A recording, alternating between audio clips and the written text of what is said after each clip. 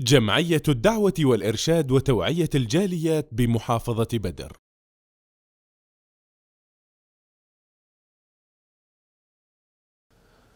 الحمد لله رب العالمين وصلى الله وسلم وبارك وزيد على نبينا محمد وعلى آله وصحبه أجمعين।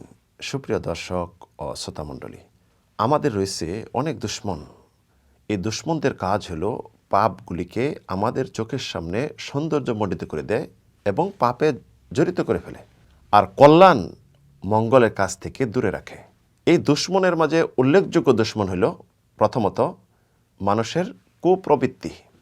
আল্লাহ রাব্বুল আলামিন ইরশাদ করেছেন, ওয়া আম্মা মান খাফা মাকামা রাব্বিহি ওয়া নাহান নাফসা আনিল হাওয়া ফাইন্নাল জান্নাতা হিয়াল মাওয়া। যারা আল্লাহ রাব্বুল আলামিনের সম্মুখে কিয়ামতের দিন দণ্ডায়মান হইতে ভয় করে এবং নিজের কুপ্রবৃত্তি থেকে নিজেকে দূরে রাখে, তার ঠিকানা হলো জান্নাত। এমনইভাবে দুশমন হলো মন্দপরায়ণ আত্মা। ইন্নান নাফসা লা আম্মারাতুম বিসু ইল্লা মা রাহিমা রাব্বি। নিশ্চয়ই আত্মা হলো মন্দপরায়ণ, মন্দপ্রবণ, মন্দ কাজের দিকে আদেশ করে, কিন্তু যাকে আল্লাহ রহম করছে। এমনইভাবে শয়তান দুশমন। ইন্না শাইতানা লাকুম আদুউন ফাত্তাখিদুহু আদুওয়া। শয়তান তোমাদের দুশমন, তাকে দুশমনই মনে করো, বন্ধু মনে করবে না। কুপ্রবৃত্তি, শয়তান, মন্দপ্রবণ আত্মার কারণে আমরা পাপে জড়িত হয়ে যাই। পাপ করতে করতে এমন হয়ে যাই, নিরাশ হয়ে যাই যে আমাদেরকে আর ক্ষমা করা হবে না, আমরা ক্ষমাযোগ্য নয়। যারা পাপ করতে করতে নিরাশ হয়ে যাচ্ছেন, কোনো উপায় পাচ্ছেন না, তাদের জন্য 10টি উপায় রয়েছে। 10টি উপায় যদি অবলম্বন করেন, আপনার কোনো পাপ থাকবে না, আপনার ঠিকানা হবে জান্নাত। 10টি উপায় কি? প্রথম, আল্লাহ রাব্বুল আলামিনের প্রতি সত্যিকার অর্থে ঈমান আনতে হবে। ঈমানের মাঝে অবশ্যই 3টা জিনিস থাকতে হবে। আল্লাহ ছাড়া অন্য কোনো উপাস্য নেই, মুহাম্মদ সাল্লাল্লাহু আল্লাহ নবী এবং তার রাসূল। এটি মুখে স্বীকৃতি, অন্তরে বিশ্বাস, কাজে বাস্তবায়ন করতে হবে। আপনি যদি বলেন আমার ঈমান মজবুত আছে, নামাজের দরকার নেই, আপনার ঈমান থেকে শয়তানের ঈমান আরও মজবুত। দ্বিতীয়, কবিরা গুনাহ থেকে সবসময় বেঁচে থাকবেন।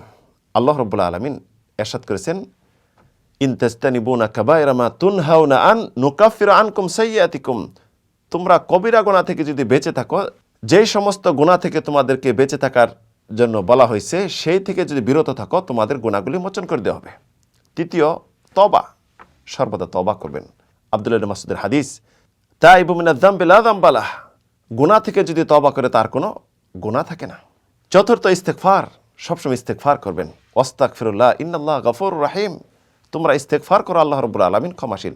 রাসূল ইরশাদ করেছেন, যে ব্যক্তি পড়ল আস্তাগফিরুল্লাহাল্লাযী লা ইলাহা ইল্লা হুয়াল হাইয়ুল কাইয়্যুম ওয়া আতুবু ইলাইহি, তার গুনাহগুলি মোচন করা হবে, যত বড় পাপ করুক না কেন, এমনকি যদি যুদ্ধক্ষেত্র থেকে পলায়ন করে। পঞ্চম, ওযু করা, বেশি বেশি ওযু করতে হবে। ওযু করলে গুনাহগুলি মোচন হয়ে যায়, এমনকি নখের নিচে যে গুনাহ থাকে এটাও মোচন হয়ে যায়। রাসূল সাল্লাল্লাহু আলাইহি ওয়াসাল্লাম একদিন ওযু করলেন, ওযু করার পরে বললেন, যে ব্যক্তি আমার মতো ওযু করবে ইউকাফিরু সাইয়্যাতাহুম, তার গুনাহ সমূহ মোচন করে দেওয়া হবে। ষষ্ঠ, নামাজ আদায় করা, 5 ওয়াক্ত সালাত আদায় করবেন, আপনার শরীরে কোনো গুনাহ থাকবে না। সপ্তম, সাদকা করা, দান সাদকা করলে আপনার গুনাহগুলি মোচন হয়ে যাবে। আর সাদাকাতু তুতফিউল খাতিয়া কামা ইউতফাল মা আন-নার।